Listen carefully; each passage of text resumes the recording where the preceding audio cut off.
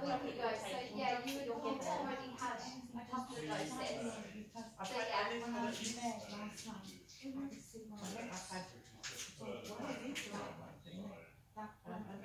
yeah. Yeah, these ones would have been in your tummy, so the ones in your arms, that would have been something else. Oh, what, and you said your arm? Okay, right, yeah, nice bit, as long as it's a bit of fat. Okay, well I'll make sure to go and ask the doctor to make sure that you are being given That's what you need. Do it on your tummy though, because it would be awkward for you to do it on your arm. Yes, Do it on, because then you can see what you're doing. Yes. Alright, And just remember, 90 degree, don't jab it, you don't need to, you know, like you see on the program, jabbing injections, you don't need to do that.